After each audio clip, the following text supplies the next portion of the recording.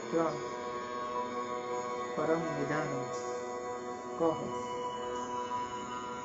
શ્રેષ્ઠ ખજાનો કયો, તે પાઠ ઉપર આપણે ગયા લેક્ચરમાં આપણે વિષય વસ્તુ વિશેનો અભ્યાસ કર્યો હતો, પરંતુ આજે આપણે આ જ પાઠમાં આગળ તેમાં પાઠની શરૂઆત કરીએ છીએ. એક રાજા અને ભોજ, એક રાજા ભોજ અને એક યુવક વચ્ચેનો સંવાદ શું છે, તે આપણા જીવનમાં શું પ્રેરણા છે અને આપણા જીવનની અંદર ભવિષ્યમાં શું તે આપણને પ્રેરણા આપશે, તે પાઠમાં આજે આપણે જોઈએ. તો શરૂઆત કરીએ. ભોજ નામ નૃપતિ વિદ્યાપ્રિય કલાપ્રિય પ્રજાપ્રિય ચ આસીત. અહીં સંધિ છૂટી પડશે. પ્રજાપ્રિય પ્લસ ચ આસીત. ભોજ નામ નૃપતિ. નૃપતિ એટલે રાજા. ભોજ તે રાજાનું નામ છે. ભોજ નામનો રાજા વિદ્યાપ્રિય, વિદ્યાપ્રેમી, કલાપ્રિય, કલાપ્રેમી, પ્રજાપ્રિય, પ્રજાપ્રેમી, ચ અને આસિક એટલે હતો. હવે વાક્ય રચના જોઈએ. ભોજ નામનો રાજા વિદ્યાપ્રિય, કલાપ્રિય અને પ્રજાપ્રિય, પ્રજાપ્રેમી હતો. પ્રિય શબ્દનો અહીં અર્થ તમે પ્રેમી પણ ઉપયોગ કરી શકો છો. રિપીટ. ભોજ નામનો રાજા વિદ્યાપ્રેમી, કલાપ્રેમી અને પ્રજાપ્રેમી હતો. આ તેના ગુણો છે અને રાજામાં આ ગુણો છે તે હોવા તે એક આવશ્યક અને એક અપેક્ષિત બાબતમાં આવે છે. રાઈટ. તો આગળ વધીએ. અતઃ તસ્ય રાજસભાયાં દૂરદેશાત અનેકે વિદ્યાવિશારદાः પંડિતાः સમાગચ્છન્તિ સ્મ. અતઃ તસ્ય, આથી. અતઃ શબ્દનો અર્થ થશે આથી. તસ્ય રાજસભાયાં, તેની રાજસભામાં, દૂર દેશાત, દૂર દૂરના દેશોમાંથી, અનેકે એટલે અનેક, જાત જાતના, વિદ્યા વિશારદાહ, વિદ્યાઓમાં નિપુણ, પંડિતા એટલે પંડિતો, સમાગચ્છન્તિ સ્મ આવતા હતા. બરાબર. માણસનું જીવન એવું હોવું જોઈએ વિદ્યાર્થીઓ, કે રાજાનું જીવન એવું હોવું જોઈએ કે સામાન્ય લોકોને પણ તેને પોતાની વાત કરવા માટે વિચારવું ન પડે કે હું મારી સમસ્યા એમને વાત કહું કે ન કહું. ત્યારે સમજી ચાલો કે રાજાએ સામાન્ય લોકોના હૃદયમાં પણ એક હૃદય સમ્રાટ રાજા સાચા અર્થમાં પોતે બન્યા તેવું. અને એટલા માટે જ ઋગ્વેદમાં પણ વર્ણન છે વિદ્યાર્થીઓ, કે રાજા છે તે અગ્નિ જેવો હોવો જોઈએ. મતલબ કે પ્રજાને માટે તે બળતો હોવો જોઈએ. અને આપણે ત્યાં સંસ્કૃતમાં કહેવત છે, યથા રાજા તથા પ્રજા. જેવો રાજા તેવી પ્રજા. બરાબર. એટલે રાજામાં અમુક એક ગુણો તેના જીવનની અંદર રાજધર્મ સારી રીતે નિભાવવા માટે, શોભાવવા માટે રાજામાં અમુક ગુણો હોવા જોઈએ. એટલે અહીં જે ભોજ રાજાની વાત કરી છે કે જે વિદ્યાપ્રેમી હતો, કલાપ્રેમી હતો અને પ્રજાપ્રેમી હતો, આ ગુણો છે તે એક મહત્વની બાબત છે.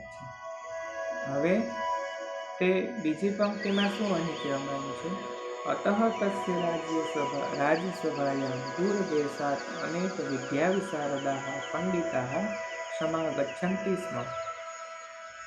હવે વાક્ય રચના આપણે જોઈ। અતઃ તસ્ય રાજ્યસભાયામ,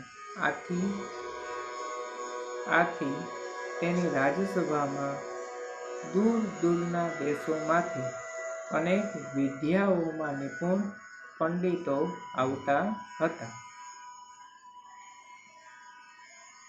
એકદા ભોજઃ પ્રસાદસ્ય ગવાક્ષે ઉપવિષ્ટઃ આસીત। પહેલો પેરેગ્રાફ પૂર્ણ કરી દીધો છે આપણે, તે પહેલાં વિદ્યાર્થીઓ હું તેમનું માત્ર ગુજરાતી કરી દઉં છું, બરાબર। ભોજ નામનો રાજા વિદ્યાપ્રેમી, કલાપ્રેમી અને પ્રજાપ્રેમી હતો। આથી તેની રાજ્યસભામાં દૂરના દેશોમાંથી અનેક વિદ્યાઓમાં નિપુણ પંડિતો આવતા હતા। એકદા ભોજઃ પ્રાસાદસ્ય ગવાક્ષે ઉપવિષ્ટઃ આસીત। એકદા અર્થાત એકવાર, ભોજ પ્રાસાદસ્ય અર્થાત મહેલના। તમે વિદ્યાર્થીઓ ધોરણ 8માં વિભક્તિ ભણી ચૂક્યા છો, તેમાં વિભક્તિના અકારાંત પુલ્લિંગના કોષ્ટકમાં છઠ્ઠી વિભક્તિ જે છે તેને કહેવામાં આવે છે સંબંધક વિભક્તિ, બરાબર। સંબંધ જેના કારકનું નામ છે, તે છઠ્ઠી વિભક્તિના પ્રત્યયો છે નો, ની, નો અને ના। તો અહીં પ્રાસાદસ્ય જે શબ્દ છે તેનું ગુજરાતી થશે મહેલના, બરાબર।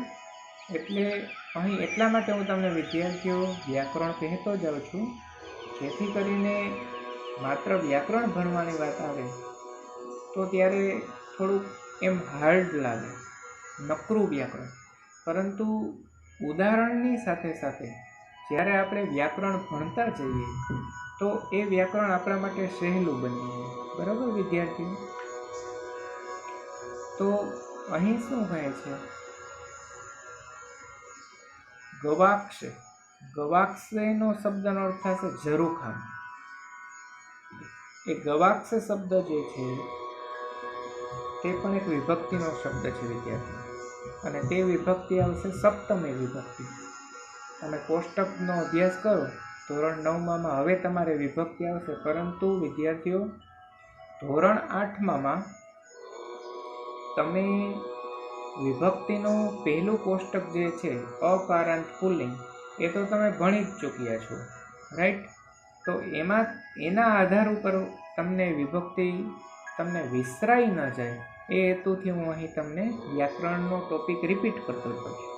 એટલે ગવાક્ષે તે સપ્તમી વિભક્તિ એક વચનમાં આવે છે, રાઈટ।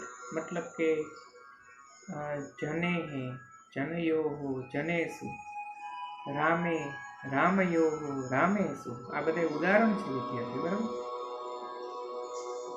તો શું કહે છે, અને હા, સપ્તમી વિભક્તિના પ્રત્યયો કયા છે, માં, ની ઉપર, ની અંદર, બરાબર, આ તેના પ્રત્યયો છે।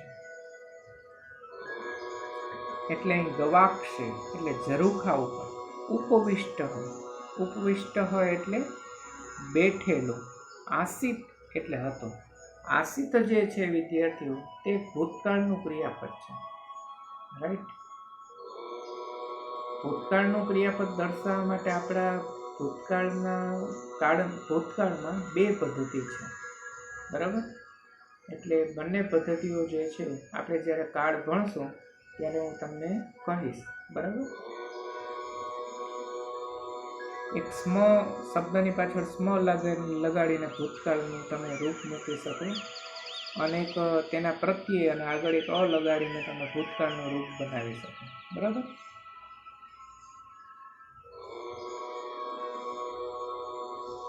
તો એકવાર વાક્ય રચના છે, એકવાર ભોજ મહેલના ઝરૂખા ઉપર બેઠો હતો। જો તમે ફોટોમાં જોઈ જ શકો છો, જો એ ફોટામાં દેખાય ને એ રાજા ભોજ છે અને એ એનો ઝરૂખો છે મહેલનો, અને એમાં એ પોતે બેઠેલો બરાબર. સમાર્ગે એકમ નવ આગંતુકમ, ત્યાં સંધિ છૂટી પડશે, નવ આગંતુકમ અનભિજ્ઞમ યુવકમ પશ્યતિ. સહમાર્ગે, સહ એટલે તે, માર્ગે એટલે માર્ગમાં.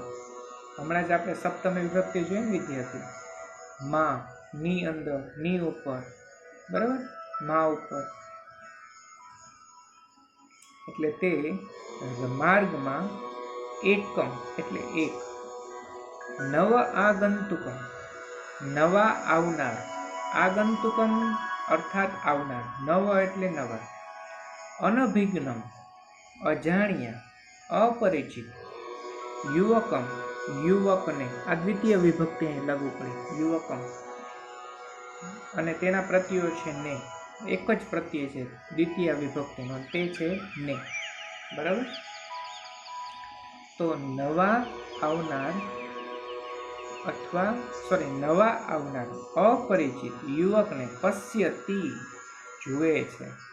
પશ્યતિ શું છે? એક ક્રિયાપદ છે. કયા કાળનું ક્રિયાપદ છે? તો કે વર્તમાન કાળનું. વર્તમાન કાળના પ્રત્યે તમે ભણી ચૂક્યા છો. મી વહ મહ શી થહ થહ તી તહંતિ, રાઈટ. મતલબ ત્રીજો પુરુષ એક વચનનું અહીં ક્રિયાપદ છે તી, રાઈટ. આગળ વધીએ, વાક્ય રચના જોઈએ. તે રસ્તામાં એક નવા આવનાર અપરિચિત યુવકને જુએ છે. કોણ જુએ છે? તો કે રાજા ભોજ. કોને જુએ છે? તો કે નવા આવનાર અજાણ્યા એક યુવકને જુએ છે. તસ્ય પરિચયમ જ્ઞાતુમ સહ તમ પ્રાસાદે આહ્યતિ. તસ્ય પરિચયમ જ્ઞાતુમ, તેનો પરિચય જાણવા માટે.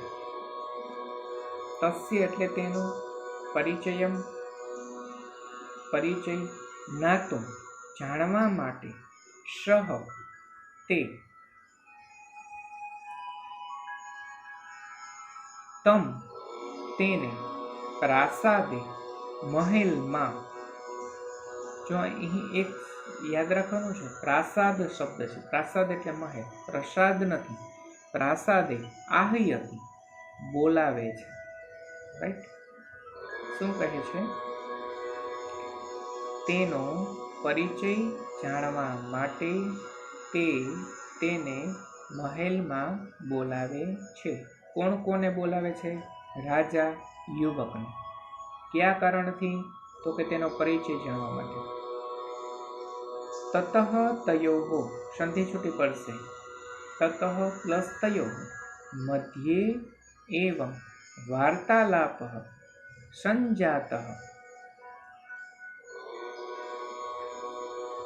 તતઃ એટલે પછી, તયોઃ તે બેની વચ્ચે, મધ્ય એટલે વચ્ચે, તયોઃ એટલે તે બેની, બરાબર. તે બે, તયોઃ નું ગુજરાતી થાય છે તે બે, તતઃ પછી, પછી તે બેની વચ્ચે, એવં વાર્તાલાપ, એવં અર્થાત આમ, વાર્તાલાપ એટલે વાર્તાલાપ અથવા વાતચીત, સંજાત થયો,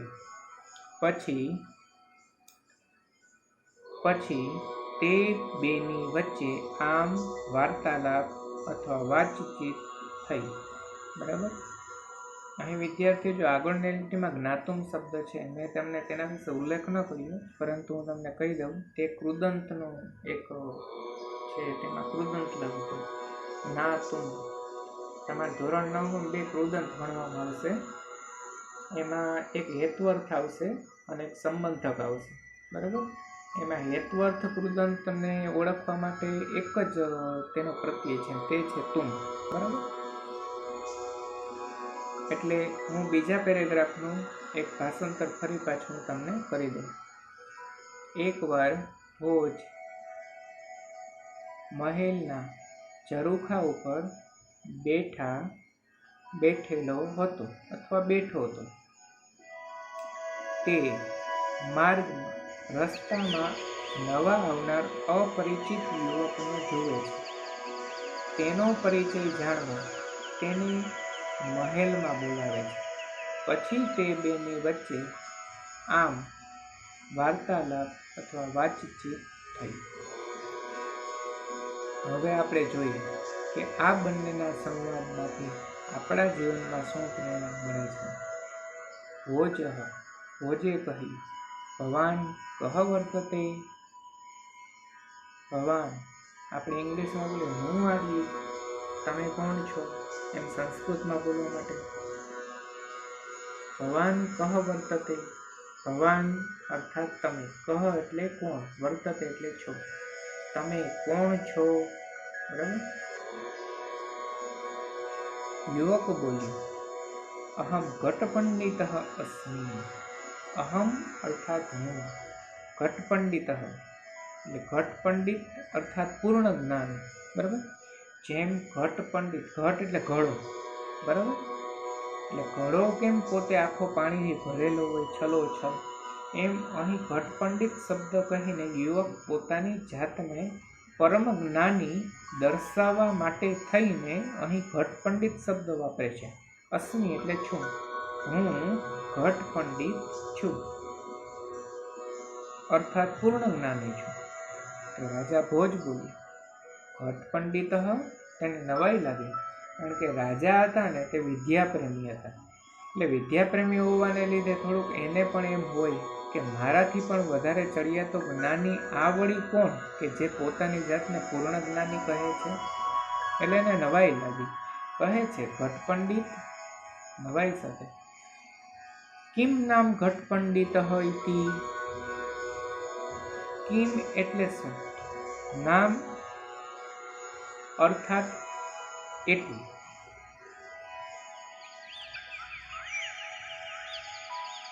ઘટપંડિત એટલે ઘટપંડિત, ઘટપંડિત એટલે શું. થઈ વાક્ય રચના વિદ્યાર્થીઓ. કિમ શું, નામ અર્થાત એટલે, ઘટપંડિત ઘટપંડિત, ઘટપંડિત એટલે શું. રાજા ભોજને આશ્ચર્ય થયું. પ્રશ્નાર્થ સાથે તેને પ્રશ્ન પૂછ્યો.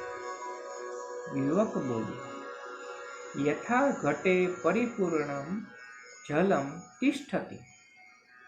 યથા ઘટે જેમ ઘડામાં, શું કહે છે, જેમ ઘડામાં પરિપૂર્ણમ છલોછલ, પરિપૂર્ણ એટલે પૂરેપૂરું. બરાબર. એટલે છલોછલ. જલમ તિષ્ઠતિ, જલમ અર્થાત પાણી, તિષ્ઠતિ એટલે હોય છે. જેમ ઘડામાં છલોછલ પાણી હોય છે, તથેવ સંધિ છૂટી પડશે, તથા પ્લસ એવ મયી પરિપૂર્ણમ જ્ઞાનમ વર્તતે.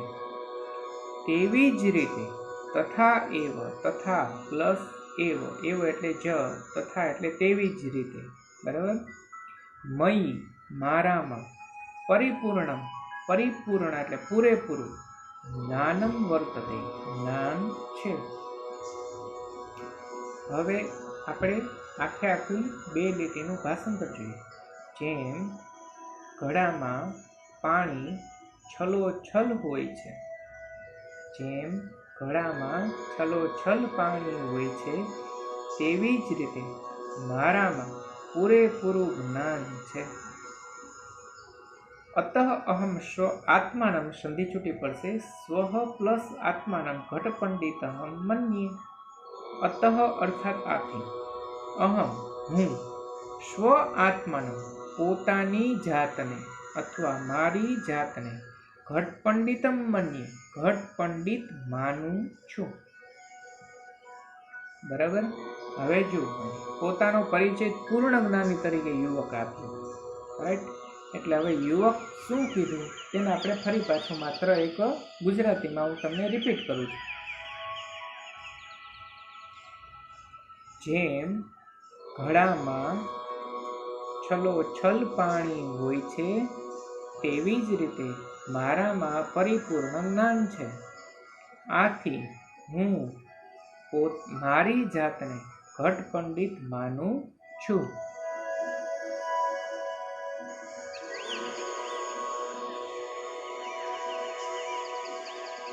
હવે ભોજ કહે છે, યુવકસ્ય ગર્વપૂર્ણામ ઉક્તિમ શ્રુત્વા સ્વ પ્લસ આત્માનમ તતઃ પ્લસ અધિકમ મત્વા અહંકારેણ સહ. યુવકસ્ય ગર્વપૂર્ણામ, યુવકસ્ય ષષ્ઠી વિભક્તિ લાગુ પડશે વિદ્યાર્થી.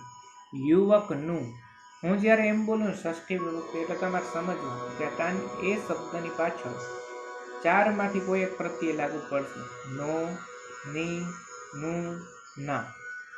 જોકે તેના સિવાય નહીં છે રા, એ, રી, રૂ, આ બધા તેના પ્રત્યયો છે, બરાબર. પરંતુ મેજોરિટી જે છે તે વધારે નો, ની, નું, ના વપરાય છે, યુઝ થાય છે, રાઈટ.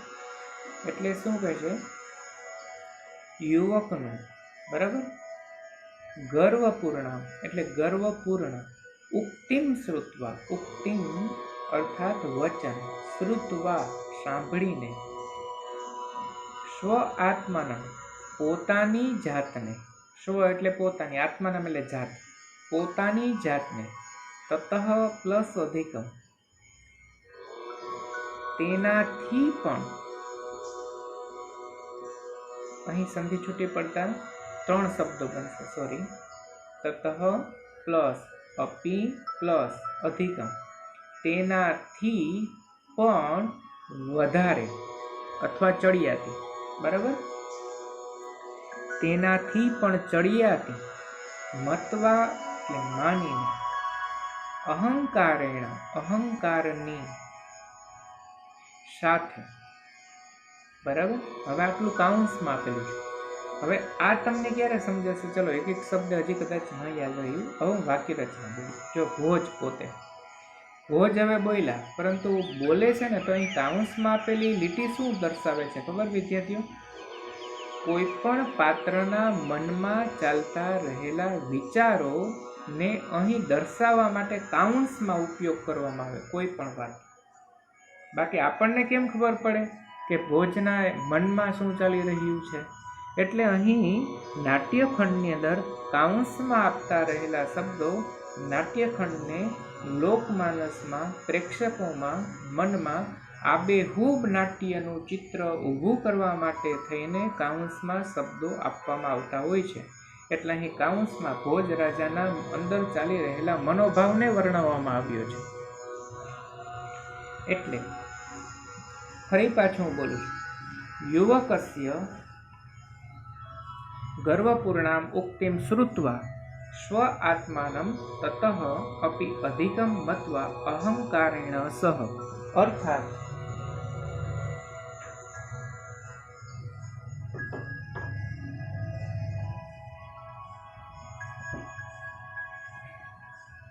સોરી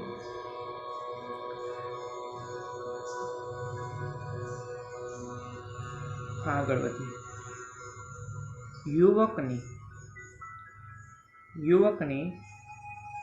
યુવકનું ગર્વપૂર્ણ વચન સાંભળીને પોતાની જાતને તેનાથી પણ ચડિયાતી માનીને અહંકાર સાથે, સમજાણું? યુવકે જે એને વાત કરીને વિદ્યાર્થીઓ, તે થોડીક તેને કેવી લાગી? આમ ગર્વપૂર્ણ લાગી, બરાબર. એટલે તેનાથી પણ ભોજ પોતે ચડિયાતો છે એવું દર્શાવીને અહંકાર સાથે, યદિ ત્વમ ઘટઃ અસિ તહિ અહમ મુદગરત્વેન વર્તે. યદિ જો, ત્વમ તું, ઘટઃ ઘડો, અસિ છો, તહિ તો, અહમ હું, મુદગરત્વેન મુદગર તરીકે, વર્તું છું. હવે તેની આપણે વાક્ય રચના જોઈએ. જો તું ઘોડો છે, શું કે છે? જો તું ઘોડો છે તો હું મુદગર તરીકે વર્તું છું. મુદગર અર્થાત ઘડો, મુદગર અર્થાત હથોડો. શું કહે છે? જો તું ઘડો છે તો હું હથોડો તરીકે વર્તું છું. હવે તમે વિચાર કરજો, એનાથી અધિકતાવાચક અહીં પ્રત્યે અધિકતાવાચક વાત કીધી. ઓને કીધું કે હું પૂર્ણ જ્ઞાની ઘડો છું. બોલ્યો ને શબ્દ ઘટપૂર્ણ એટલે ઘરડો, ઘડો, બરાબર. એટલે અહીં શું બોલે છે? જો તું ઘડો છે તો હું હથોડા તરીકે વર્તું છું. બરાબર. મુદગર એટલે હથોડો. મુદગરઃ સ્વકીયેન પ્રહારેણ ઘટમ વિનાશયતિ. મુદગર હથોડો, મુદગર એટલે હથોડો. સ્વકીયેન પ્રહારેણ પોતાના પ્રહાર વડે ઘટમ વિનાશયતિ ઘડાનો વિનાશ કરે છે. શું કહે છે? હથોડો અથવા મુદગર પોતાના પ્રહાર વડે ઘડાનો વિનાશ કરે છે. અહમ અપી ઘટરૂપમ ભવંતમ વિનાશયામિ. અહમ અપી સંધિ છૂટી પડશે. હું પણ, અહમ અર્થાત હું, અપી અર્થાત હું પણ ઘટરૂપમ ઘડારૂપ, ભવંતમ તમારો, વિનાશયામિ વિનાશ કરું છું. હું પણ ઘડારૂપ તમારો વિનાશ કરું છું. હવે આપણે ભોજે કહેલી આખી વાત માત્ર તેનું ભાષાંતરમાં લઈએ. યુવકનું ગર્વપૂર્ણ વચન સાંભળીને પોતાની જાતને તેનાથી પણ ચડિયાતી માનીને અહંકાર સાથે, જો તું ઘડો છે તો હું હથોડા તરીકે વર્તું છું. મુદગર એટલે હથોડો પોતાના પ્રહાર વડે ઘડાનો વિનાશ કરે છે. હું પણ ઘડારૂપ તમારો વિનાશ કરું છું. બરાબર. એટલે હવે શું બન્યું? અહીં આપણે હવે જો બેનો સંવાદ કેવો હાસ્ય નિપજાવશે તમે તે જો. ઘડો છે, ઘડાને નાશ કરવાની ક્ષમતા કોનામાં છે? તો કે હથોડામાં. એક હથોડો મારે તો ઘોડાનો નાશ થઈ જાય. એટલે અહીં પોતે ભોજ રાજા છે યુવક કરતા ચડિયાતો છું એવી જ રીતે દર્શાવવા માટે થઈને વાત કરે. હવે યુવક બોલ્યો.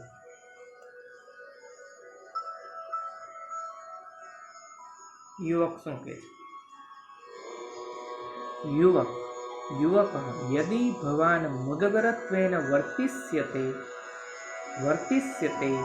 તહિ અહમ અગ્નિઃ ભવામી. શું કહે છે? યદિ જો ભવાન તમે અથવા આપ મુદગરત્વેન મુદગર તરીકે વર્તિષ્યતે વર્તશો તહિ અહમ તો હું અગ્નિઃ ભવામી અગ્નિ બનું છું. ભવામી બનું છું. અહમ હું, અગ્નિઃ અગ્નિ. જો તમે મુદગર તરીકે વર્તશો તો હું અગ્નિ બનીશ. દહન કર્મ અગ્નિ ભૂત્વા મુદગરમ ભસ્મ કરિષ્યામિ. દહન કર્મ બાળવાનું કર્મ કરનાર અગ્નિ ભૂત્વા થઈને મુદગરમ ભસ્મ કરિષ્યામિ હું મુદગરને ભસ્મીભૂત, ભસ્મ એટલે રાખ, બરાબર, એટલે કે ભસ્મીભૂત કરી નાખીશ. હવે વિદ્યાર્થીઓ અહીં તમને બીજી પંક્તિમાં ચરણમાં એમ પ્રશ્ન થાય કે સર અહીં અહમ શબ્દ નથી આપેલો વાક્યમાં, તોય છતાં હું કેમ વાપરવામાં આવ્યું? એક વિદ્યાર્થી યાદ રાખો, કોઈ પણ ક્રિયાપદમાં મતલબ વર્તમાન કાળના ક્રિયાપદમાં જ્યારે પ્રથમ પુરુષ એકવચનમાં મી પ્રત્યય મૂકવામાં આવેલો હોય ત્યારે વાક્યમાં અહમ સંસ્કૃતમાં ન લખેલું હોય છતાં પણ તમે ગુજરાતી કરતી વખતે હું એવો શબ્દનો પ્રયોગ કરી શકો છો. એટલે હું બીજી પંક્તિમાં હું શબ્દ મેં વાપરેલો છે. રિપીટ કરીએ.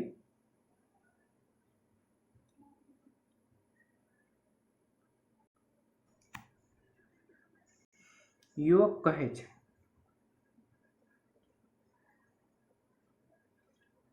આપણે આખા લીટીનું ગુજરાતી કરીએ હવે. જો તમે મુદગર તરીકે વર્તશો તો હું અગ્નિ બનું છું અથવા થાઉં છું. દહન કર્મ અગ્નિ, બાળવાના કર્મ કરનાર અથવા બાળવાનું કર્મ કરનાર અગ્નિ થઈને હું હથોડાને ભસ્મીભૂત કરી નાખીશ. રાઈટ. હવે તમે અહીં જુઓ,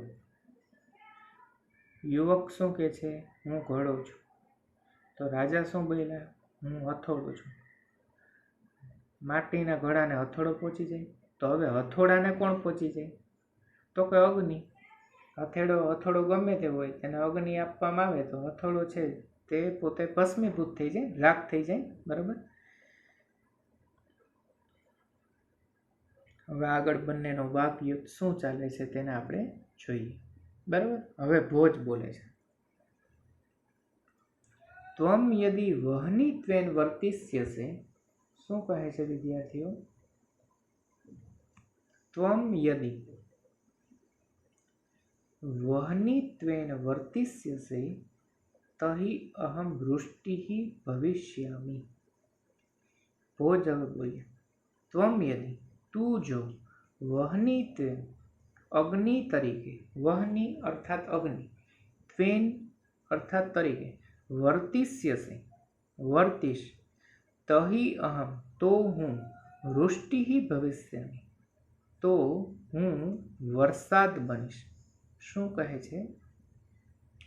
તું જો અગ્નિ તરીકે વર્તશે તો હું વરસાદ બનીશ. હવે જો વિદ્યાર્થીઓ, યુવકે શું કીધું કે જો તમે હથોડો તો હું અગ્નિ. તો અગ્નિ તો પોતે હથોડાને ભસ્મીભૂત કરી નાખે પોતાના શક્તિ દ્વારા. તો હવે ભોજે પાછા નથી પડ્યા. એટલે ભોજ હવે શું બોલ્યા? તું જો કે અગ્નિ છો તો એ કે તો હું વરસાદ થઈશ. હવે અગ્નિને કોણ ઠારી શકે? તો કે વરસાદ છે એ આવે તો અગ્નિ તો ઠરી જવાનો છે. બરાબર. એટલે અહીં પોતાની વાગયુદ્ધ ચાલુ થઈ છે. વૃષ્ટે પુરતઃ વહનિ સ્થાતુમ ન શક્નોતિ. અર્થાત વૃષ્ટે પુરતઃ વરસાદની આગળ, વૃષ્ટે એટલે વરસાદ, પુરતઃ આગળ, વહનિ સ્થાતુમ ન શક્નોતિ, વહનિ અગ્નિ, સ્થાતુમ ન શક્નોતિ ઊભો રહી શકતો નથી. વરસાદની આગળ અગ્નિ ઊભો રહી શકતો નથી. સ્થાતુમ એટલે ઊભા રહેવું, ન શક્નોતિ એટલે રહી શકતો નથી. વરસાદની આગળ અગ્નિ ઊભો રહી શકતો નથી. તથા તેમ ત્વમ અપી તું પણ, મમ પુરતઃ મારી આગળ, સ્થાતુમ ન શક્નોષિ ઊભો રહી શકીશ નહીં. શું કહે છે? તું જો અગ્નિ તરીકે વર્તીશ તો હું વરસાદ બનીશ. વરસાદની આગળ અગ્નિ ઊભો રહી શકતો નથી. તેમ તું પણ, જો ભોજ યુવકને કહે છે, તેમ તું પણ મારી આગળ ઊભો રહી શકીશ નહીં. બરાબર. હવે યુવક કહે છે, શું યુવક કહે છે? વૃષ્ટિમ તું વાયુ સ્વબલેન યત્ર કુત્ર પ્લસ અપી વાહયિતુમ અહર્તિ. અહીં સંધિ છૂટી પડશે, કુત્ર પ્લસ અપી. યુવક શું કહે છે? વૃષ્ટિ તું વાયુ સ્વબલેન યત્ર કુત્ર પ્લસ અપી વાહયિતુમ અહર્તિ. વૃષ્ટિ તું વરસાદ ને તો, વૃષ્ટિમ એટલે વરસાદને, તું એટલે તો, વાયુ પવન, સ્વબલેન પોતાના બળથી, યત્ર કુત્ર જ્યાં ત્યાં, વહી જઈ શકે છે। વાહયિતુમ અહર્તિ અથવા વહી જઈ શકે છે। એમાં શું બને છે? એક કહે છે હું અગ્નિ છું, તો એક કહે છે હું વરસાદ છું। મતલબ ભોજરાજા છેલ્લે બોલ્યા ને કે હું વરસાદ છું, અને વરસાદની સામે અગ્નિ ટકી ન શકે। તો હવે યુવક શું કીધું કે વરસાદ તો પવન પોતાની શક્તિથી જ્યાં ત્યાં વહી જઈ શકે છે। વરસાદને તો પવન પોતાની શક્તિથી જ્યાં ત્યાં વહી જઈ શકે છે, મતલબ વહાવી શકે છે। મતલબ કે વરસાદ એને એમ કીધું કે અગ્નિ, તો હું વરસાદ, તો અહીં યુવક પોતે પોતાની જાતને શું કહેવા માંગે છે? તો યુવક કહે છે તો હું પવન છું, બરાબર। અર્થાત વરસાદને તો પવન પોતાની શક્તિથી જ્યાં ત્યાં વહી જઈ શકે છે। વૃષ્ટિરૂપમ ભવંતમ અહમ વાયુઃ ભૂત્વા ઇતઃ તતઃ વહિષ્યામિ।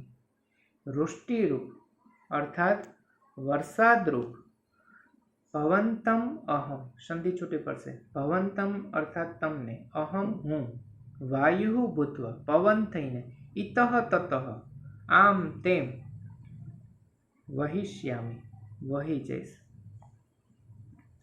અર્થાત વરસાદ રૂપ તમને હું વાયુ અર્થાત પવન થઈને આમ તેમ વહી જઈશ।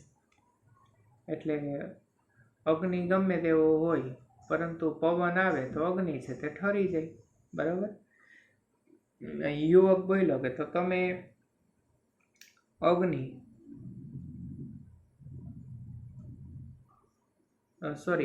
યુવક બોલ્યો કે જો તમે વરસાદ તો હું પવન, બરાબર।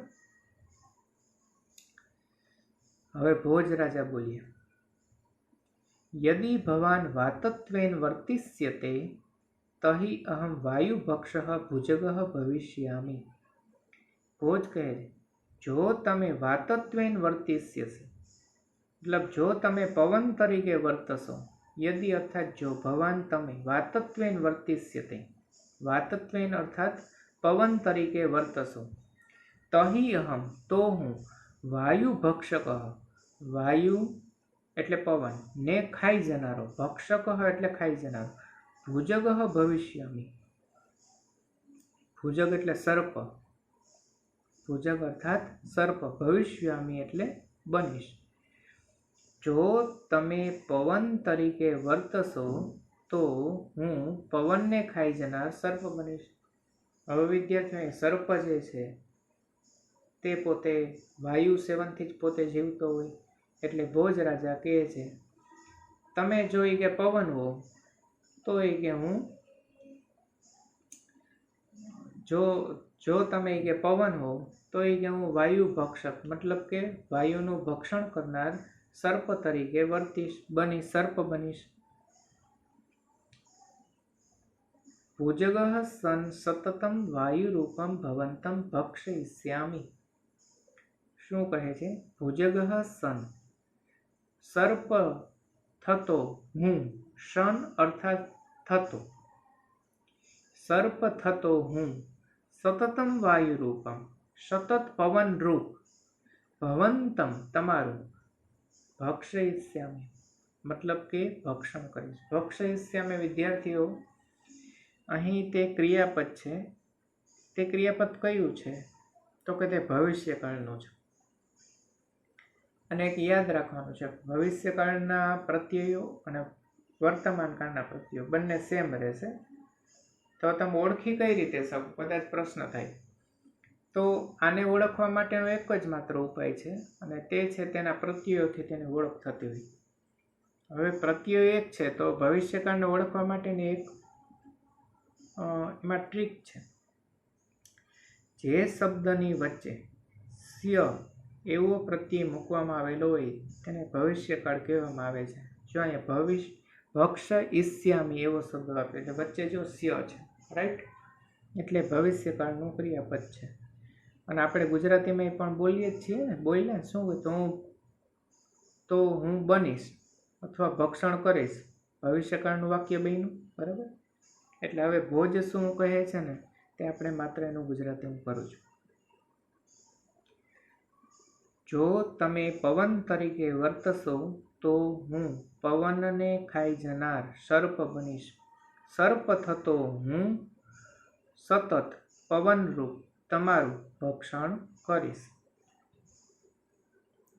યુવક બોલ્યો, ભવાન યદિ સર્પ ભવિષ્યતિ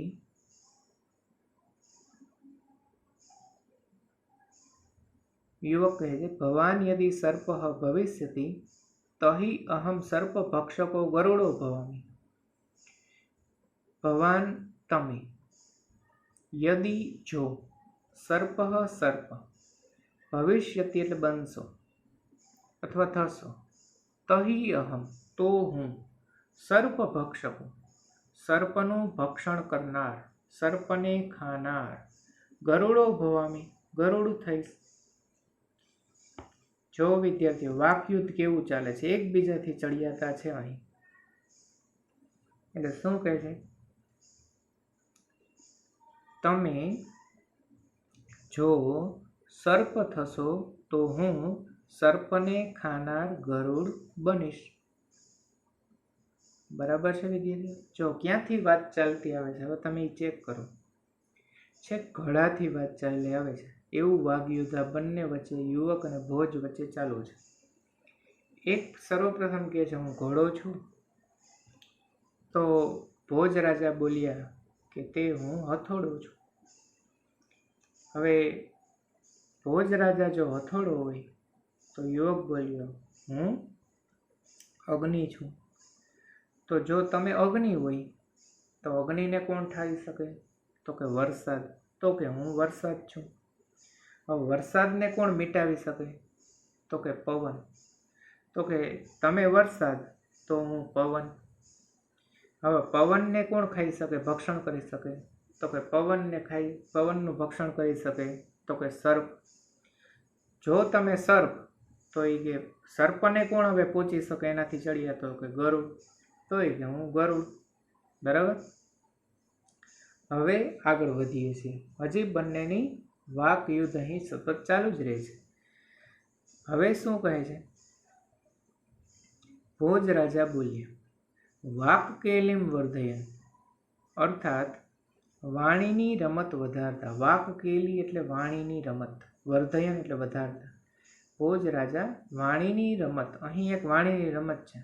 બંને લોકો એટલા બધા ઝઘડી નથી પડ્યા, કારણ કે બંને એક શિક્ષિત છે, બંને ભણેલા છે. એટલા માટે અહીં જે વાત કરે છે તે ગુસ્સામાં નથી કરતા, પરંતુ દંભ સાથે વાત ચાલે છે. એક વાણીની રમત બની ગઈ છે. તમે આમ તો હું આમ, તમે આમ તો હું આમ. ટૂંકમાં એવી વાતચીત અહીં ટૂંકમાં બંને વચ્ચે ચાલુ થઈ છે.